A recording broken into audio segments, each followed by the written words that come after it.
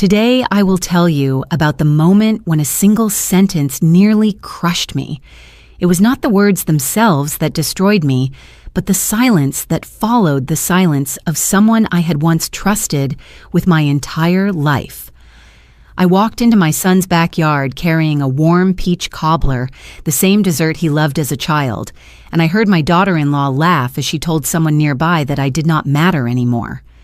I held my head high and walked inside, pretending not to have heard, but they had no idea what I had already prepared in my heart, nor the quiet strength I was about to claim for myself.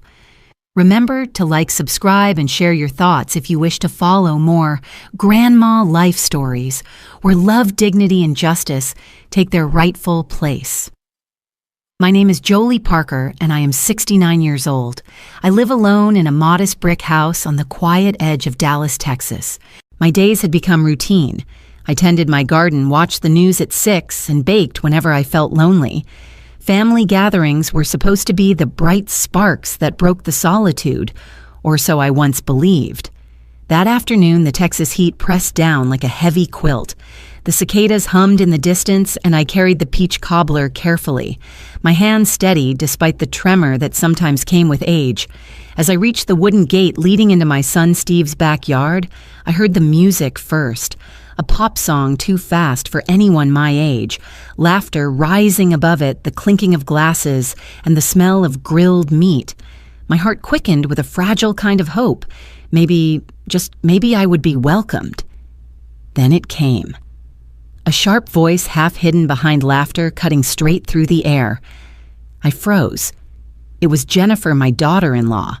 I knew her tone, clipped, polished, always just enough sweetness in public. But in that instant, it turned acidic. She was speaking to a friend, smirking as if the words cost her nothing. Oh, about Jolie, she doesn't even matter anymore. For a breath, I thought I had misheard. Then I looked ahead and saw Steve, my only child, holding a beer, not even glancing up. He did not defend me, did not challenge her, did not even shift his weight. He just sipped his drink the same way he used to when avoiding my eyes as a teenager caught in a lie. That silence was the real wound. Words can cut, but silence can hollow you out from the inside. I adjusted the dish in my hands, lifted my chin, and stepped through the gate. My smile did not tremble. No one needed to know I had heard. The backyard was strung with lights, cheap bulbs glowing in the late afternoon sun. Tables were set up with folding chairs, paper plates already sagging under heaps of barbecue. A group of women turned their heads toward me.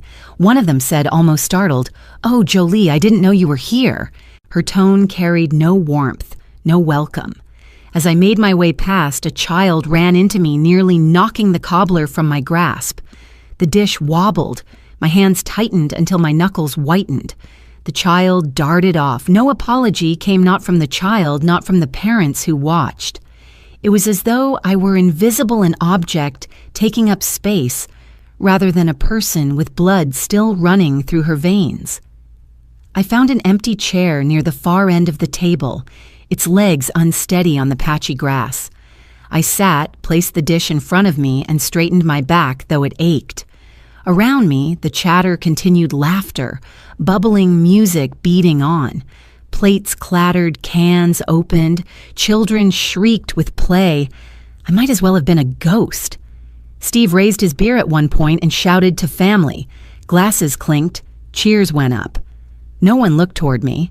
My cobbler sat untouched, the sweet smell rising like a memory of a home no one remembered. I stared at the faces of people who carried my blood, yet not one smile reached for me. Not one hand offered to take my dish or invite me into their circle. My son's silence still echoed louder than Jennifer's words. In that moment, I understood something unsettling. I was present, but I no longer had a place. Not at their table, not in their conversations, perhaps not even in their hearts. Yet I also felt a flicker, faint but real. If they believed I no longer mattered, then I had nothing left to lose by reclaiming myself. So I sat tall in that creaking chair, watching the sky shift from gold to the first traces of evening. I kept my silence, but inside me, Something had begun to stir. It was not rage. It was not despair. It was a slow, steady alignment, the kind that whispers that your worth cannot be erased by neglect nor stolen by cruel words. I left that backyard without drama. I gathered my empty dish when the evening wound down, nodded to no one in particular, and walked out the same way I had entered. The cicadas still hummed. The street smelled of cut grass and gasoline. I carried more than a dish in my hands that night. I carried the seed of a decision. They thought I was small. They thought I was forgettable. They thought my silence meant surrender. But silence can be sharper than any blade, and mine had only just begun. I thought the humiliation of that backyard afternoon would fade, but it clung to me like smoke in my clothes. A few days later, I sat at my small kitchen table, determined to distract myself with routine. I spread out the stack of bills the same way I always did at the start of the month. It was supposed to be ordinary, a way to ground myself. Yet what I found was anything but ordinary. The electricity bill looked higher than usual. I leaned closer, sliding my glasses up the bridge of my nose, and traced the lines with my finger. There was an automatic deduction I did not recognize. I flipped to the gas bill. Another odd charge, small but recurring. I frowned. My life had always been simple. I knew exactly how much I spent down to the last dollar. I was not the type to lose track. I reached for the credit card statement next a thick envelope already warning me with its weight. As I unfolded the pages, my eyes caught on purchases that made no sense. Streaming services, several of them. I did not even own a modern television. Meal delivery subscriptions I never ordered. A clothing boutique in downtown Dallas I had never stepped foot in. Electronics. Beauty products. My chest tightened. At first, I convinced myself it was fraud. Identity theft happens to older people all the time. Maybe a stranger had stolen my information. I picked up the phone and dialed the number on the back of the card, my hands trembling but my voice steady when the representative answered. "Thank you for calling," a young man said politely. "Can you verify your account, please?" I gave my details, the routine questions, the mother's maiden name, the address I had lived in for 30 years.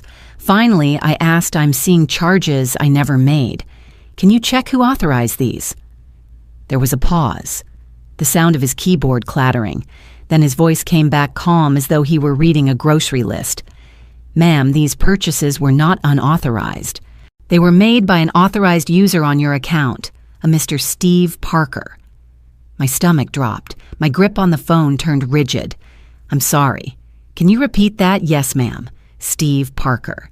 He is listed as an authorized user added in June of 2021. Do you want me to remove him?" 2 years. 2 years of deductions slipping under my nose. 2 years of quiet betrayal dressed up as convenience. I stared at the wall, unable to answer. My own son had tied himself to my account, not in transparency, not in honesty, but hidden, folded into fine print he assumed I would never read. I forced my words out. "No, not right now. Thank you for your help." I hung up quickly, my heart pounding so hard I thought the receiver would shake in my hand. The silence in the kitchen pressed heavy against me. I lowered the phone and looked back at the paper trail spread across the table. Every line item screamed louder than Jennifer's cruel laughter. It was not just about being mocked in that backyard. This was worse. My son had been feeding quietly off me, using me not as a mother, but as an account number with no voice. I pulled out a red pen from the drawer. One by one, I circled the charges. Premium Stream Plus, Executive Wardrobe Outlet, Meal Box Deluxe, Electronics. Each circle burned like a wound on the page. My breathing quickened, but not from panic. It was from clarity. For years, I had told myself small excuses. The occasional check to Steve when his hours were cut at work. Every time I had wrapped the gesture in love. Family helps family. Mothers sacrifice. That is what I told myself. But this was not sacrifice. This was theft disguised as entitlement. This was betrayal executed in silence. I stood up, pacing the length of the kitchen, my slippers dragging against the linoleum floor. Memories collided inside me. Now the truth had a name and a date. Authorized user. 2 years. My own son. I pressed my palms against the counter, my reflection caught in the dark window. My hair grayer, my face lined, but my eyes still sharp. They thought I would not notice. They thought I would accept being irrelevant both at the table and in my own finances. But I had noticed, and I would not look away. That evening, Steve called. His voice was casual, as if nothing had shifted in the earth beneath us. "Hey, Mom, just wanted to check on you. How are you doing?" in the background. I heard Jennifer's laugh again, faint but distinct, the same laugh that had gutted me days earlier. My hand tightened on the phone. For a moment, the urge to confront him boiled to the surface, to demand, "Why did you do it? Why would you betray me?" But I swallowed the words back down. Not now. Not over the phone. Not while he thought I was still blind. "I'm fine, Steve," I said evenly, each word clipped, deliberate. "Thank you for calling." He mumbled something about being busy with work and hung up quickly. He had no idea I knew. That ignorance was a weapon, and I intended to use it. When the line went dead, I returned to the kitchen table. The papers were still spread out like evidence in a courtroom. My pen circles glared back at me, accusing not just him, but myself for being so willing to look away for so long. I whispered into the empty room, "No more." The lamp above me flickered slightly, the bulb needing replacement. I stared up at it, the shadows dancing across the walls. Even the house seemed tired, worn from years of silence. But something inside me was no longer tired. Something inside me had woken. I began sorting the papers into folders: household, banking, retirement, insurance. My hands moved with a new steadiness. Every page I slid into place felt like a brick laid in a foundation I would need. They thought I was soft. They thought I was blind. They thought I would let their laughter and their silence define me. They were wrong. The betrayal had been quiet, ordinary, hidden inside automatic deductions and paper statements. But it had lit a fire I had not felt in years. A fire that told me I mattered, that I was not finished. I closed the folder, stacked it neatly, and set it on the table like a declaration. The storm had already started, and this time I would not be the one hiding from it. ChatGPT said I sat in my living room that night, the folders of bills still stacked neatly on the table, but my eyes were not on them anymore. They drifted to the photograph above the mantel. It was Steve, at 12 years old, his hair messy from baseball practice, a wide grin exposing the gap where he had lost his front tooth. I stared at that smile until my chest tightened. That boy had once been my entire world. I used to believe I would give anything to see him thrive. And the truth is, I did. 5 years ago, when my husband passed away, the silence in this house was unbearable. Steve was my anchor, the reason I kept moving forward. So when he came to me nervous and hopeful, talking about marrying Jennifer and buying a house, I did not hesitate. I opened my retirement account, withdrew $16,000, and handed it to him without blinking. "Mom, are you sure?" he asked, shifting uncomfortably, as if the weight of the money pressed too heavy on his shoulders. I smiled and said, "I'm not giving you money, Steve. I'm investing in your future."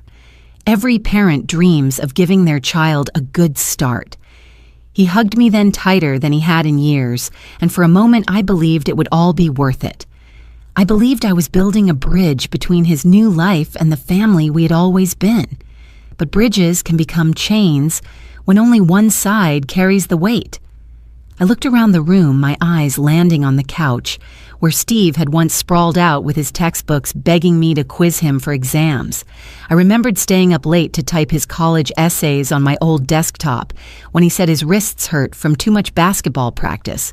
I remembered Jennifer's first visit to this house, how she walked through each room with polite indifference, saying only, "It's cozy," while her eyes judged every corner.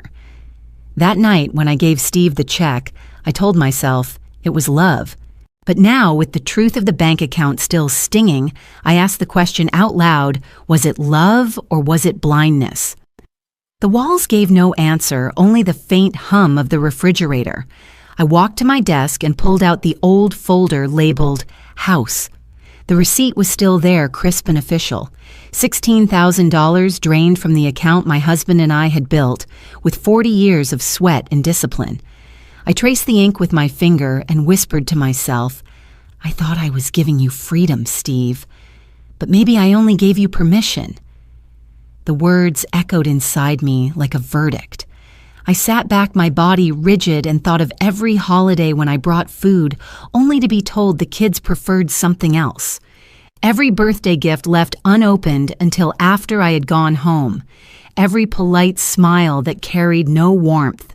I had been trading pieces of myself, little by little, believing it was for the sake of family.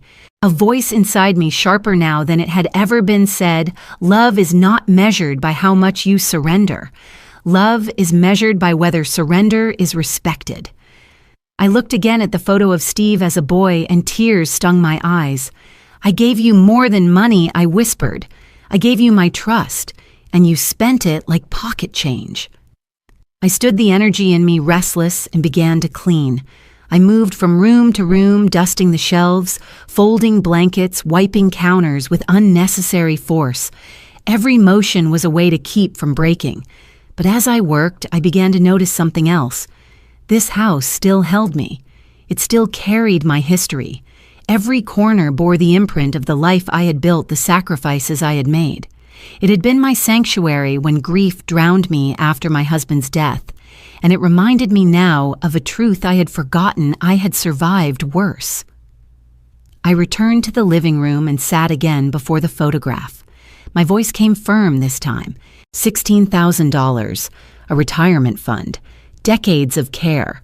You treated it as entitlement. But I am done being invisible. I turned off the lamp, leaving the room in darkness, except for the faint glow of the streetlight through the window. My body trembled, not with fear, but with something stronger. Resolve. I whispered one last line before going to bed, a vow I knew I would not break. You thought I was giving too much. From now on, I give only to myself. And for the first time in years, the silence of the house did not feel empty. It felt like armor.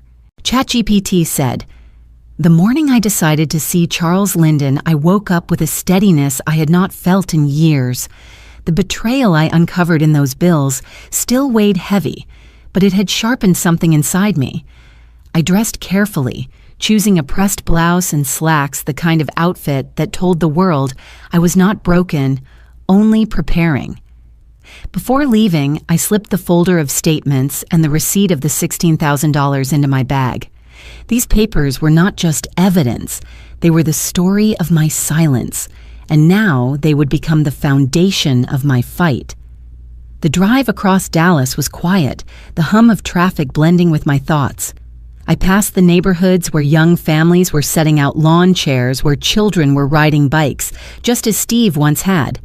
Each sight was a reminder of what I thought I had built and what had been stripped away by indifference and greed. By the time I pulled into the small lot outside Charles's office, my jaw was set firm. His office was in an older brick building 3 stories tall, tucked between a bakery and a hardware store. It smelled faintly of coffee and lemon polish when I walked in. The reception area was simple but tidy, every file stacked with precision. I remembered that about Charles. He had always been methodical, even back when we first met at community board meetings decades ago. He was a man who believed order could tame chaos. The receptionist looked up. "Good morning, ma'am. Do you have an appointment?" "Yes," I answered. "I'm here to see Mr. Linden, Jolie Parker." Her eyes brightened with recognition. "Of course. He's expecting you." She led me down a narrow hall to his office. The door stood half open, and I could already see the neat rows of law books behind his desk. When I stepped in, Charles rose from his chair. His hair was grayer, but his eyes had the same calm steadiness I remembered. "Jolie," he said warmly, coming around the desk. "It's been far too long." I managed a small smile. Life has a way of keeping us apart, but today I couldn't think of anyone else I'd rather talk to. He gestured for me to sit. "You look well, but your eyes tell me you're carrying something heavy." I placed the folder on the desk. "You're right. I am. That's why I'm here."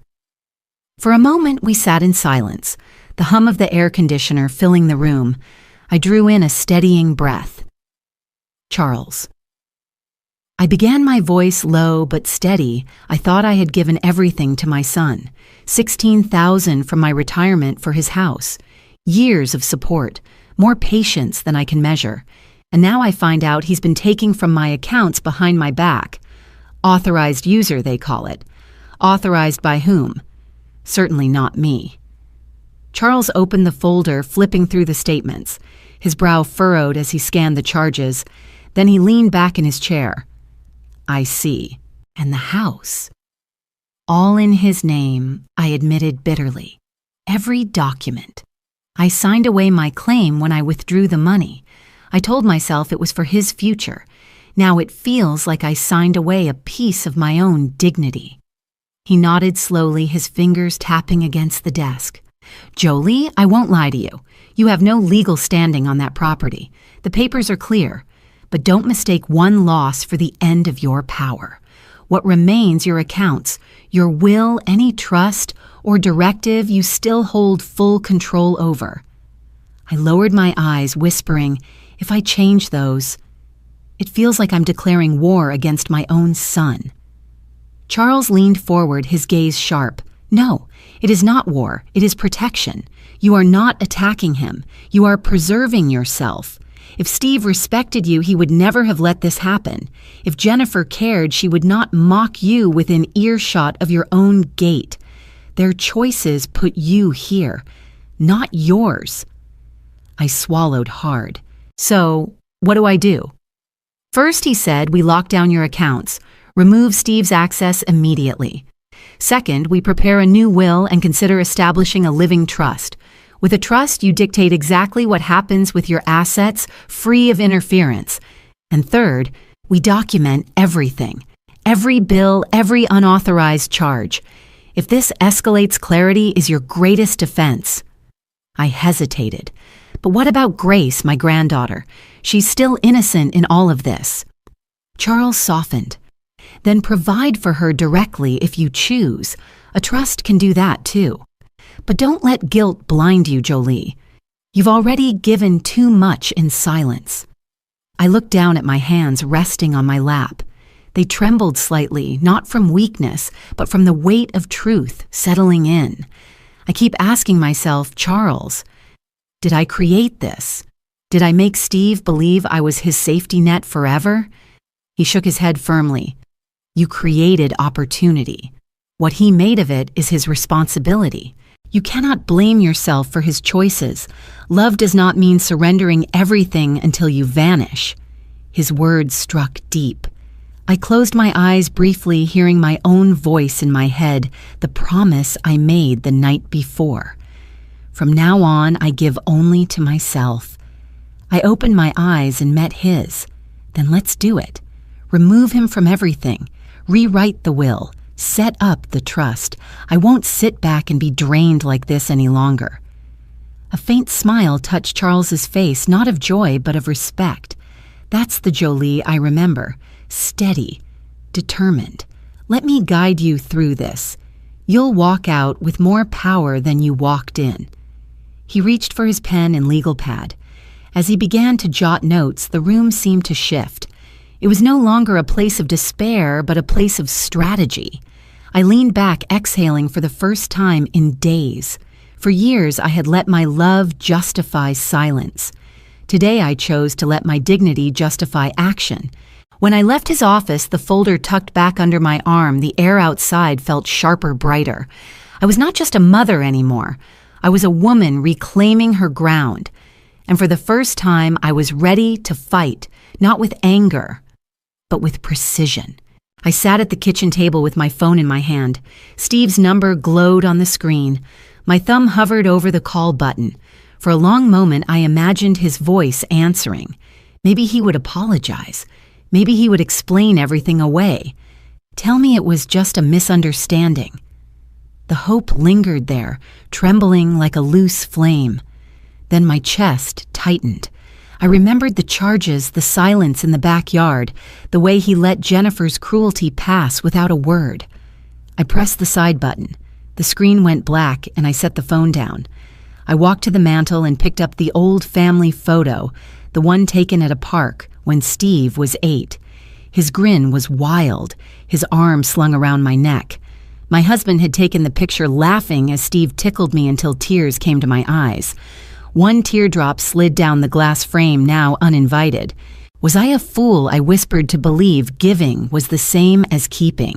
I held the frame to my chest for a long moment, then set it down gently. Enough of the hesitation. I had spent too many years excusing silence. Now it was time for action. I picked up my phone that evening and scrolled to Steve's number. My thumb hovered over the green call button. I could almost hear his voice. I imagined him laughing off my concerns, telling me it was all a mistake. My chest tightened. I pressed the lock button, the screen went dark, and I set it on the table. The next morning I tried again. I dialed 6 of the 7 digits, then froze. The phone trembled in my hand before I set it back down harder this time. My breath came sharp, almost angry. I whispered, "Not yet." By the 3rd attempt, I sat at the kitchen table staring at the family photo on the wall. My hand shook as I reached for the phone, then stopped halfway. My finger tapped the table instead. The silence pressed around me.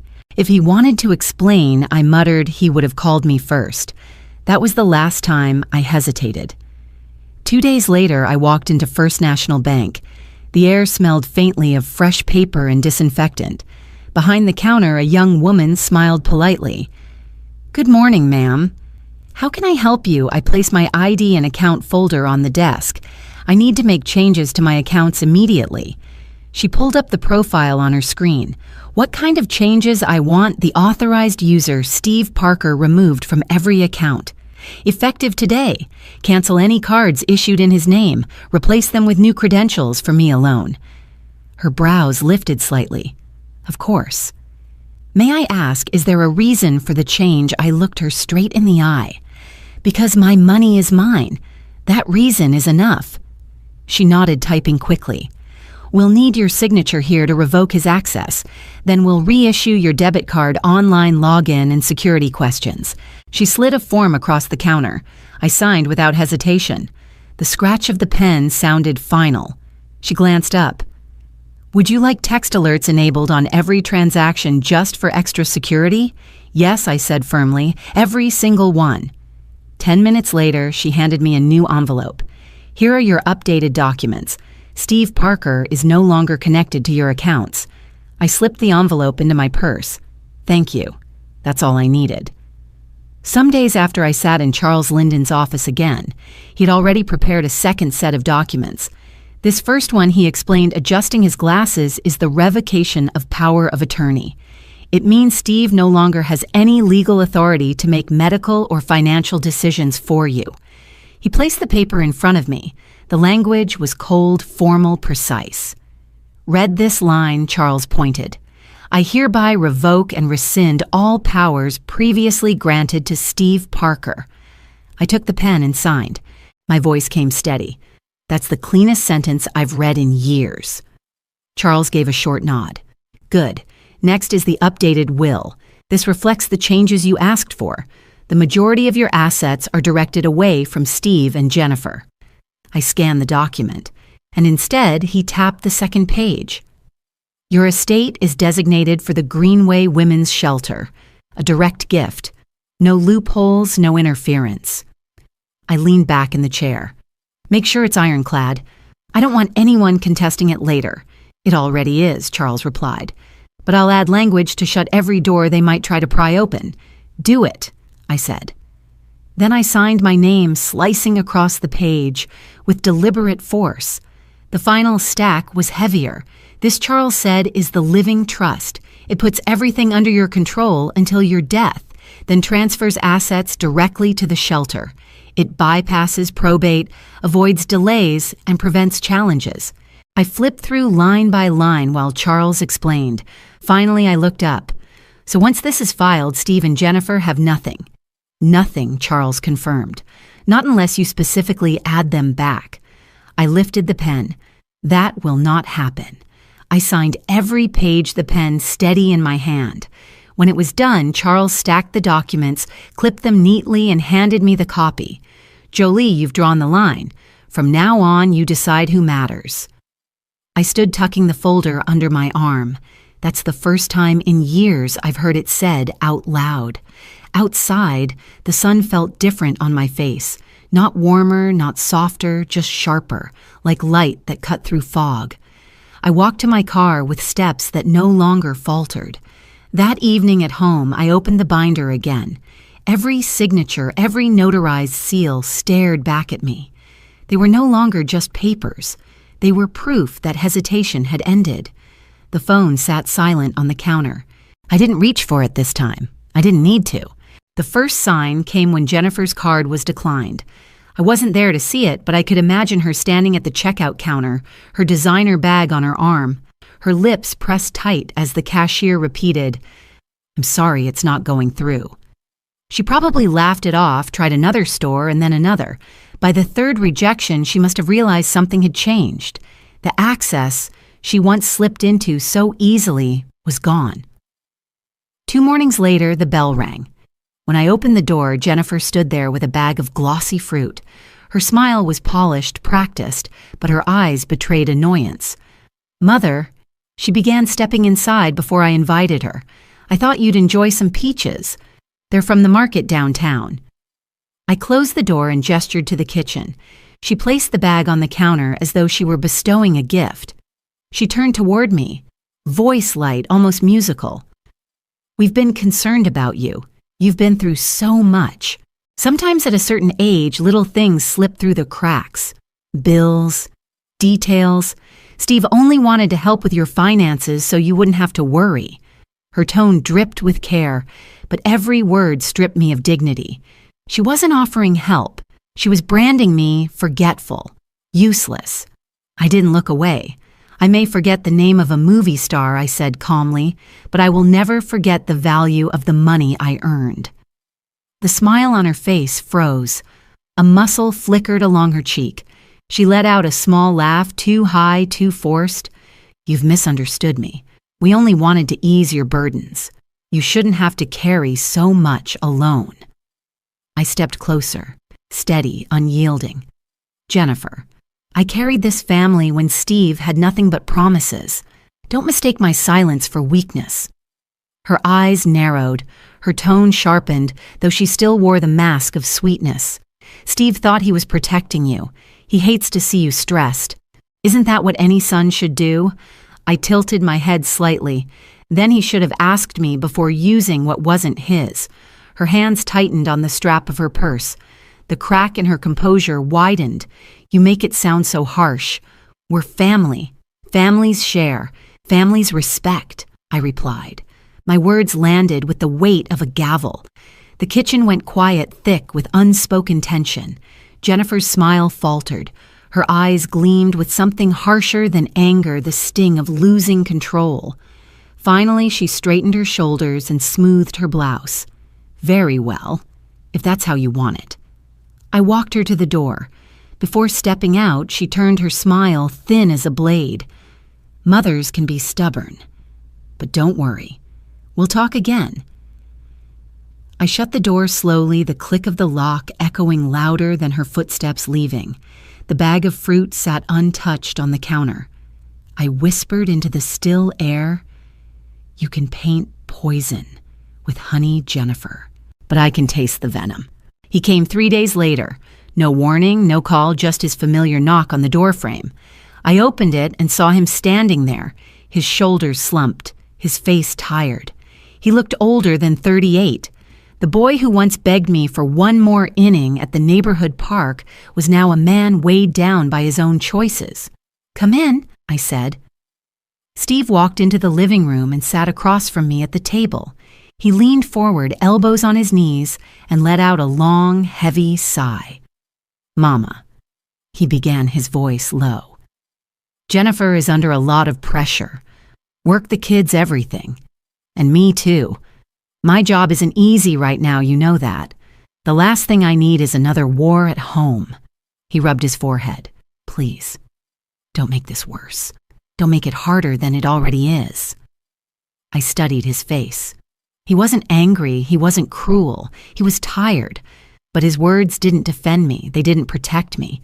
They were a plea for quiet, for comfort at the cost of my dignity. I clasped my hands on the table. "So you want me to carry the weight of silence so you don't have to?" He shook his head quickly. "No, it's not like that. I just need peace. Jennifer, she's fiery, you know how she is. If she feels cornered, she lashes out. I can't handle that every night after work, and the kids, they see it. They hear it. It eats at me." My eyes didn't leave him. Then why does it always fall to me to absorb it? Why is my silence the price of your peace? He swallowed hard. His jaw tightened. He didn't have an answer. He only muttered, "I'm trying to keep this family together. Isn't that what we both want?" I leaned back in my chair, feeling the hard wood press against my spine. I wanted that long before you even understood what family meant. I gave you this house, Steve. I gave you a start when you had nothing. And what have you given me in return? Silence. He flinched slightly. His eyes dropped to the floor. "You're making it sound worse than it is. It is exactly as bad as it sounds," I said, my tone sharp, cutting through the room. He finally looked back up at me. There was pain in his eyes, but also fear. Fear of confrontation, fear of his wife's temper, fear of standing alone. He was not the boy I raised to speak truth. He was the man who had learned to hide behind excuses. "Jennifer," he began again, but his voice trailed off. "Jennifer is not my concern," I interrupted. "My concern is the son I raised. The boy who used to grab my hand crossing the street because he trusted me to lead him. Where is that boy now?" His lips parted, but no words came. He sat there stunned, like he had been exposed in a way no one else had dared to expose him. The silence stretched. Only the ticking clock on the wall filled the space between us. I leaned forward, my voice calm but cold. "If you can't fight for me, Steve, then don't ask me to surrender for you. You don't want to fight, fine. I will." The words hung heavy. His shoulders sagged deeper. For a moment, he looked like he wanted to reach across the table to say something that could undo what was breaking. But he didn't. He only whispered, "I don't want to lose you, Mama." "You already are," I said quietly. His breath caught. He pushed back from the table, standing too quickly. I need time. I'll figure this out." I rose too, but my voice stayed steady. "Time won't fix silence. Action does, and you've chosen not to act." He stood there, torn, then finally shook his head. "I love you, Mama. I hope someday you'll show it," I replied. He left without another word. The door shut softly behind him, but the sound carried like thunder through the house. I sat back at the table, my hands resting on the grain of the wood. The pain was sharp, but beneath it was clarity. Steve was my son, and I would always love him. But love did not mean surrender. His silence had told me everything I needed to know. That night, I looked at his childhood picture on the shelf. His toothless grin, his wide eyes. I whispered to it, "I will always see the boy you were, but I won't let the man you've become take what I have left." The house was still, but for the first time in weeks, I felt no hesitation. The battle ahead was mine alone, and I would not flinch. It was a gray afternoon when Grace appeared at my doorstep.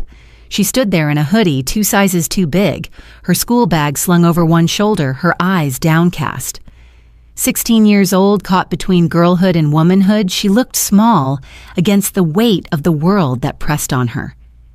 "Grandma, can I stay for a while?" she asked softly. I opened the door wide. "Of course, sweetheart, come in." Inside, she dropped her bag by the door and followed me to the kitchen. I sliced a piece of peach cobbler and set it before her.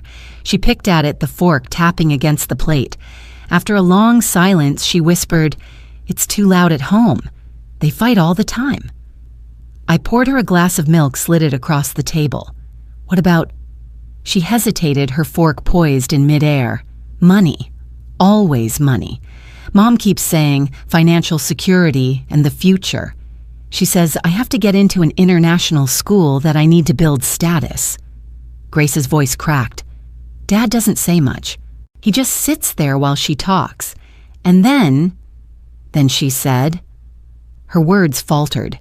She looked at me, her young eyes filled with confusion. Go on, Grace, I encouraged gently. She said your house is a resource not being used properly. She said it could be leveraged. That's the word she used. Leveraged. The fork slipped from her hand, clattering onto the plate. She wiped her palms on her hoodie. I don't even know what that means, but it sounded like she wasn't talking about a house. It sounded like she was talking about you. My chest tightened.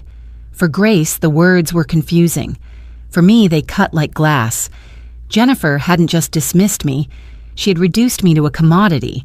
Not mother-in-law, not grandmother, just an asset. I steadied my voice. You understood it right, Grace. She wasn't just talking about the house. Her face paled. That's what I thought. I didn't want it to be true. I didn't know where else to go. I reached across the table, resting my hand over hers. You came to the right place. She leaned forward, her words tumbling out in a rush now. Sometimes I think Mom cares more about appearances than us.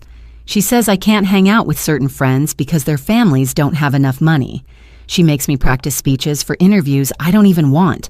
Dad just tells me to do what she says, but I can't breathe in that house, Grandma. I can't. Her shoulders shook. I pulled her into an embrace. She buried her face against my shoulder the way Steve once did when he scraped his knee at 8 years old. Grace, I said firmly, you are not a trophy. You are not a tool for someone else's image. You are you. Don't forget that. She sniffled, pulling back to look at me. Do you ever feel like they don't see you either? The question lingered raw and unfiltered. I met her gaze. Every day. Her eyes widened, surprised by my honesty. I nodded. They may look at us, but they don't really see us. But that doesn't mean we stop existing. Grace stared at me, chewing on her bottom lip. What are you going to do, Grandma? I exhaled slowly. I'm going to make sure that no one, no matter how close they think they are, can ever treat me like property again. She straightened in her chair. For the first time since she'd arrived, there was a spark in her expression. I want to help. You already have, I told her, by telling me the truth. We sat there in silence, the rain beginning to patter softly against the kitchen window. Grace finished her slice of cobbler slower this time, savoring each bite as if the act itself grounded her. Before she left, she hugged me tightly. Thank you for listening. I don't know if Mom will ever change, but at least I know you're here. I stroked her hair, whispering, always. When the door closed behind her, I stood alone in the kitchen. The words echoed in my mind, a resource not being used properly. In that moment, any lingering hesitation inside me hardened into certainty. I wasn't just fighting for my dignity anymore. I was fighting so Grace would see an example of strength her parents had failed to show. The next week, I walked back into Charles Linden's office. His small downtown firm always smelled of strong coffee and old books.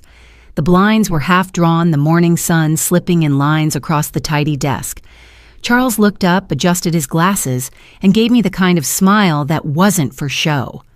"Jolie," he said warmly, "I thought I'd be seeing you again soon." I set my purse down on the chair beside me and lowered myself across from him. My hands didn't tremble this time. My voice was steady. "I'm ready, Charles. I want a living trust drawn up." He leaned back slightly, folding his hands together. "All right, tell me what you want it to say." I looked him square in the eye. I don't want to leave anything for Steve or Jennifer. Not the accounts, not the house, not even a car. Everything I still control, every dollar, every policy will go to a women's and children's foundation. Charles nodded slowly, weighing my words. "That's your right, Jolie, and it's enforceable." Once the trust is created and funded, there is no undoing it unless you choose to. It puts your assets beyond their reach. I let out a breath I didn't realize I was holding. Good. That's exactly what I need. He reached for a yellow legal pad. Which organization? I pulled a folded brochure from my purse. The Women's Safe Haven Community Fund. It ran shelters, job training, and emergency grants for women trying to start again. I placed the brochure in front of him. Charles scanned it. It's a solid nonprofit. They'll know what to do with your gift. I hesitated a beat, but I don't want to punish Steve completely. He is still my son. He'll get a token, a very small portion. Enough that he cannot say I cut him out in cruelty, but not enough that he can exploit me any longer. Charles wrote that down. We can leave him a fixed bequest, maybe a symbolic amount, $1,000, $2,000, something that marks recognition but not dependence. That will do, I said. The pen in his hand scratched across the paper as he drafted the outline. All right, let's lay it out clearly. We'll establish a revocable, living trust. You will be both trustee and beneficiary during your lifetime. Upon your death, the remainder will be distributed directly to the foundation, less the fixed sum to Steve Parker. Jennifer Parker will receive nothing. Hearing it aloud sent a sharp current through me, but not of fear, of resolve. Charles glanced up. Jolie, are you certain this is permanent once funded? There will be no avenue for them to challenge it easily. I answered without delay. I am certain. I spent years believing silence would buy me respect. It didn't. Now I'll make sure my choices are respected on paper. He tapped the pad thoughtfully. Then we'll need supporting documents.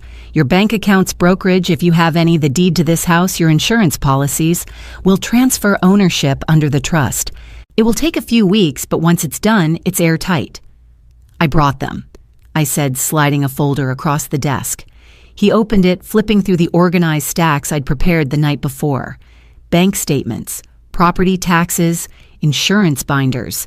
Every page told the story of a woman who had kept order while being quietly erased by her family. You've done half my job already, he said, half smiling. Just make sure the rest is done right, I replied. He chuckled softly, then grew serious again. You know they will react. When they discover this, Jennifer especially, it will be ugly. I straightened in my chair. Let it be. I'd rather weather their rage once than spend the rest of my years under their shadow. For a long moment, Charles studied me. Then he nodded. All right, we'll draft it today. You'll sign before a notary. Once it's executed, you can rest. He picked up his pen and the room filled with the sound of lines and clauses taking shape. I watched each stroke, each word, until the trust itself existed on paper. A shield where before there had only been exposure. An hour later, the notary arrived, a young woman with quick eyes and a firm handshake. I signed each page deliberately. No rush, no hesitation. My name etched in ink against every clause that cut Steve and Jennifer out of my future. When the last signature was done, the notary stamped the document. The sound echoed in the quiet office like a gavel. Charles gathered the signed copies, slid one into a blue folder, and handed it to me. This is yours. Keep it safe. I held it in both hands, feeling its weight. Not paper, not ink. Power. My power. He added gently, Jolie, this isn't just about money. This is about your story, and you've just taken it back. I stood. My legs were steady, my back straight. Then let them find out the story has changed. We shook hands at the door. His grip was firm, the grip of someone who knew exactly what had just been accomplished. Walking back to my car, I felt the sun break through the clouds above downtown Dallas. The heat pressed on my skin, but it no longer drained me. It fueled me. Inside my purse lay the trust documents, my armor, my justice, my declaration. For years I had given without boundary. Now I had drawn a line. And for the first time, I knew Steve and Jennifer would see that line whether they liked it or not. It did not take long for Jennifer to find out. She had grown used to swiping cards without thinking, letting the bills disappear into a pool she believed was hers by right. One afternoon, she strutted into an upscale boutique at North Park Center, a silk dress draped across her arm. At the counter, she slid the card with her usual smug flick. The cashier's polite smile faltered. "I'm sorry, ma'am, the transaction has been declined." Jennifer's eyes narrowed. "Run it again." The machine beeped a second time. Same result. Jennifer forced a laugh, pulling out her phone as if this were some amusing glitch. She tried another store, another counter, another swipe. Again and again, the same word declined. The clerks looked at her with that half-hidden pity that stung worse than mockery. By the time she stormed out into the parking lot, her face was flushed scarlet. She jabbed at her phone, dialing Steve. "Your mother has been meddling. I know it. The cards, the accounts, she's cut us off." I imagined the scene clearly when Steve later told me. He had mumbled, "Maybe it's just a mistake, Jen. Calm down." But Jennifer was not built for calm. She went home, slammed her bag onto the counter, and logged into their shared banking app. What she saw made her blood boil. Her name was gone. No authorized user, no secondary card holder, just one line Jolie Parker, sole owner. That was when the storm began. My phone lit up within the hour. First a call, then another, then 3 more. I let them ring out one after the other until the screen dimmed to silence. A vibration buzzed again. This time, a message. "What did you do?" A second followed before I could blink. "You're confused, Jolie. You don't know what you've signed. Steve only wanted to help. You're humiliating us." Her words flooded in a torrent of fury and manipulation. I set the phone face down on the table, but it kept buzzing across the wood like a trapped insect. 5 missed calls, 7, 10. Then the voicemails began, each one sharper than the last. "You think you're clever. You think you can just cut us out. That money was for family, for Steve, for Grace. You're sabotaging your own blood." I didn't press play on the rest. An hour later, she shifted tactics. The texts turned saccharine. "Mom, please. We're worried about you. You've been acting strangely. Everyone forgets things now and then. Let Steve handle the stress. You deserve peace." I read those lines carefully. Gasoline hidden under sugar.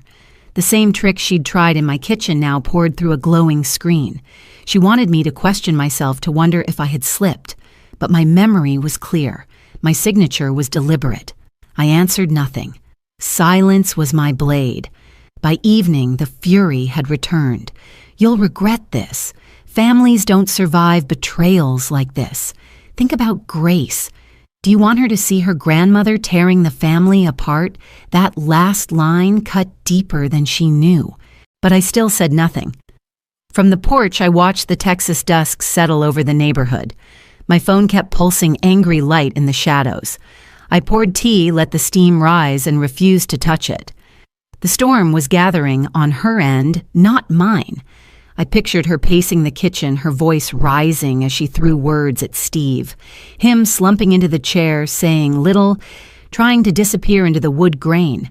Grace shut in her room upstairs, music turned up, wishing the walls were thicker. The storm wasn't mine to contain anymore. As the night deepened, the calls slowed, then stopped. The silence afterward was louder than the noise. My phone lay still, its battery draining. I did not turn it off. I wanted it there, glowing faintly proof of the chaos I had refused to invite back into my home. I closed the curtains and whispered to myself, steady as stone, "Let her rage. I won't answer." The knock on my door was not a knock at all. It was a pounding, a violent drumbeat that rattled the glass in its frame. I had been expecting it, but when I opened the door, Jennifer's face still stunned me. Her skin was flushed crimson, her hair frizzed from the wind, her eyes wild with fury. She shoved past me before I could speak, her heels stabbing into the hardwood. "You've lost your mind," she screamed, her voice cracking. "After everything we've done for you, this is how you repay us. You'd rather hand money to strangers than care for your own granddaughter. You're destroying this family." Steve came in behind her slower, already trying to calm her down. But Jennifer was a storm unleashed. She spun on me, finger stabbing the air. "You've always hated me, haven't you? You never thought I was good enough for Steve. Well, guess what, Jolie? I built this family. I kept it running while you sat here in your little house, pretending you mattered. I didn't rise." I sat at the kitchen table, back straight, hands folded in front of me. My voice was quiet, but it cut sharper than her shouting. "You mistake control for care, Jennifer, and you mistake my silence for weakness. Both are errors." Her jaw dropped, but she quickly snapped back, eyes narrowing. "Don't you dare lecture me. You think signing a few papers gives you power. You've doomed us all. Grace needs that money for school. Steve needs it to hold this house together. And you." She laughed bitterly. "You're too old to even know what you're doing." I met her gaze steadily. "I may forget a recipe or a song lyric, but I will never forget the value of the life I worked for. That money is not yours to spend. It never was. And it will not be Grace's burden to bear either.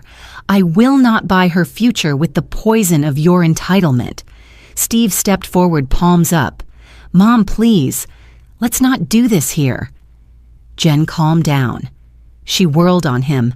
"Calm down. She's tearing our lives apart, Steve. Are you just going to let her?" He looked torn, his shoulders heavy. Jennifer yelling, "Won't fix this." She turned back to me, her fury blazing hotter. "You'll regret this, old woman. Families don't survive betrayals like this. You think you've won, but you've just burned every bridge you had." I let the words hang in the air, then answered evenly. "If a bridge leads only to exploitation, it deserves to burn. I am not afraid of standing on my own ground." Jennifer's fists clenched. "You're selfish. You'd rather be a martyr than a mother." I leaned forward slightly, my voice steel. "No, I would rather be honest than enslaved, and I would rather leave Grace a lesson than a bank account that no one has the right to treat another human being as property, not even family." The silence that followed was heavy. Even Jennifer seemed momentarily stunned. Steve took the chance to step in, gripping her arms. "That's enough, Jen. We're leaving." She fought against him, still shouting. "You'll die alone, Jolie, and don't expect us to come running when you beg for help." I rose slowly, my chair scraping the floor. "I don't beg, Jennifer, and I certainly won't start now." Steve pulled her toward the door, his face pale, his eyes darting anywhere but mine. She continued to hurl insults over his shoulder, her voice shrill and breaking, but I didn't flinch. I stood tall in my kitchen, letting her words crash against me like waves against stone.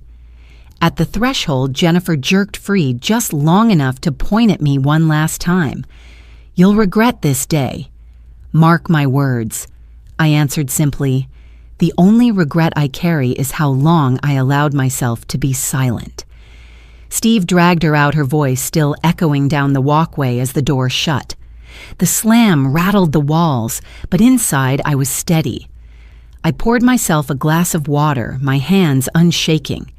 Jennifer's storm had passed through loud and violent, but I remained. Victory was not in silencing her. It was in refusing to bend. For the first time in years, I felt taller than the roof above me. I carried the last box up the narrow flight of stairs and set it just inside the door. My new apartment was small, tucked in a modest building in Plano, but sunlight poured through the wide window like it had been waiting for me. The walls were plain, the floors unpolished, yet everything felt unclaimed, untouched. For the first time in years, I stepped into a space that belonged only to me. The movers had left hours earlier. What remained were my essentials: a worn armchair, a small table, a bookshelf half filled with novels and photo frames. No clutter, no shadows of anyone else's demands, just the rhythm of my own breath echoing back at me. I opened the window. Warm Texas air swept in, carrying the faint hum of traffic and the distant laughter of children playing in the courtyard below. It wasn't silence, but it was freedom.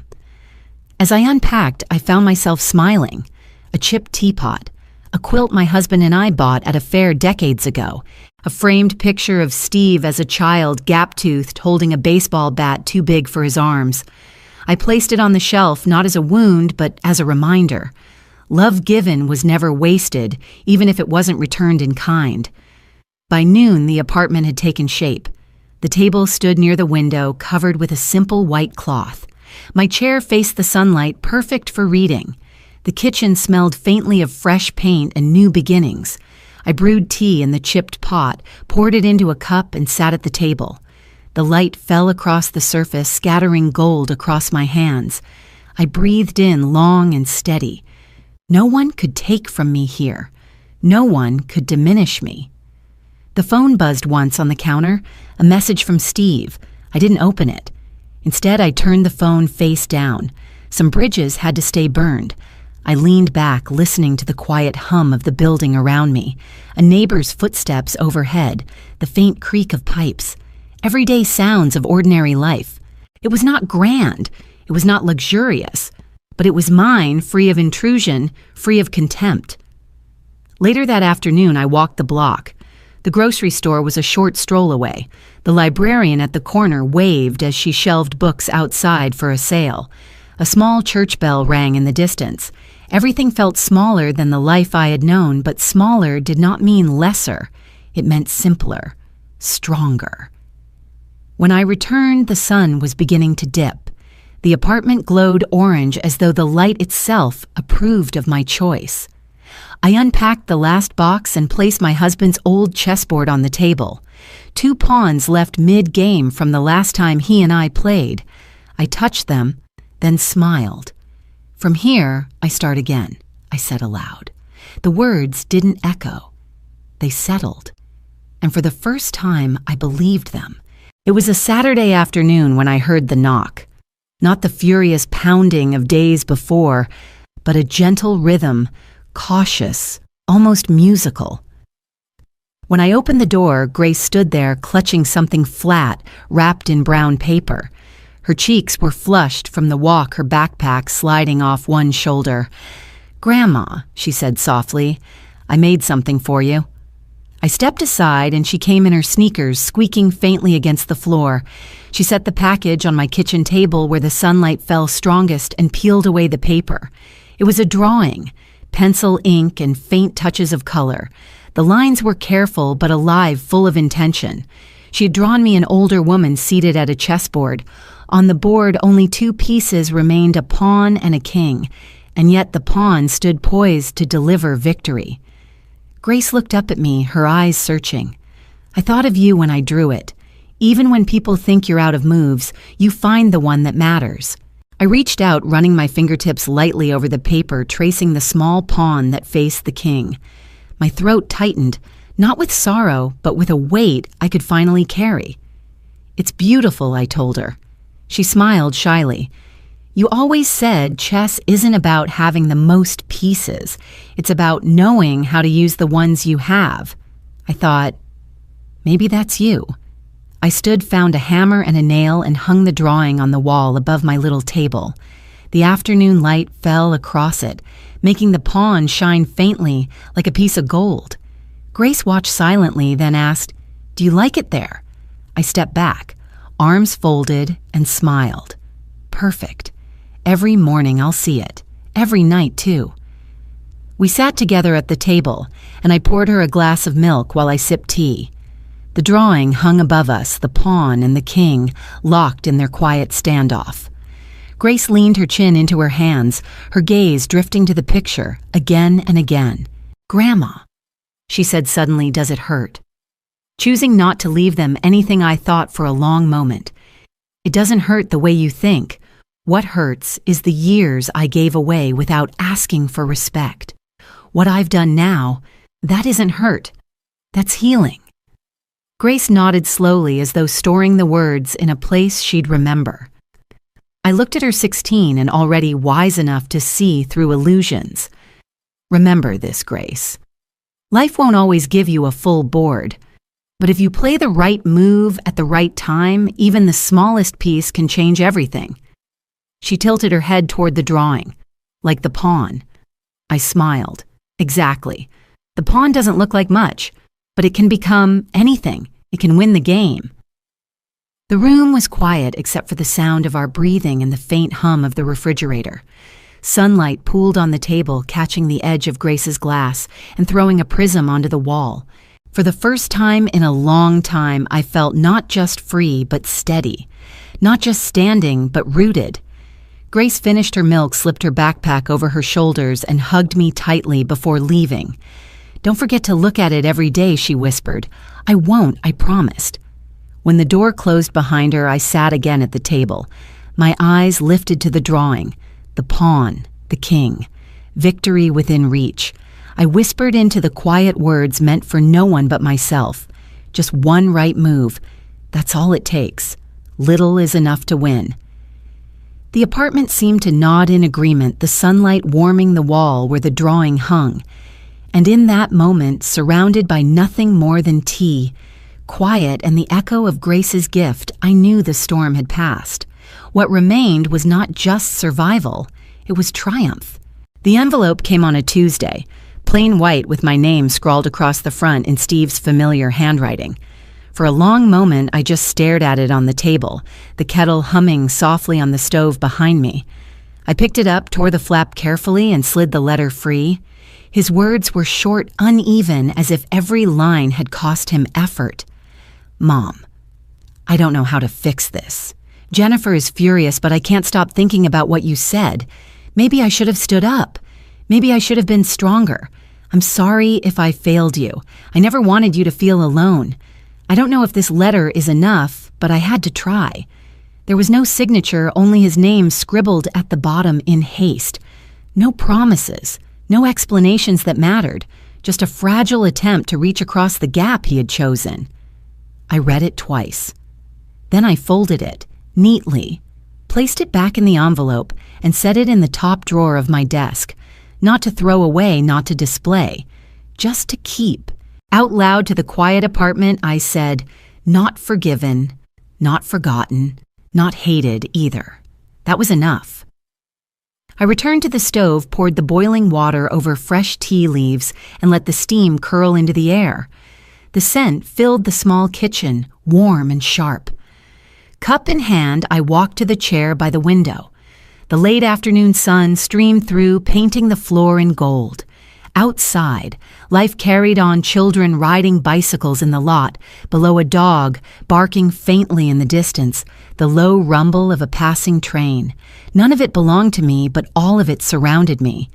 I opened a book, resting it against the arm of the chair, and took a slow sip of tea. The warmth spread through me, not as a distraction, but as a reminder I was here, I was whole, and I was free. I glanced once at Grace's drawing on the wall, the pawn poised for victory, then back at the envelope hidden in the drawer.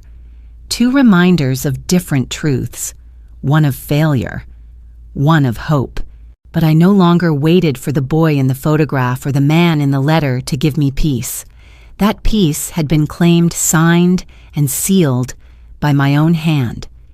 As the sun lowered and the room glowed softer, I whispered the final words I needed to hear. No longer waiting, no longer overlooked, only calm, only mine. And with that, I turned the page of my book, the sound of it crisp in the quiet, and let the day end without regret.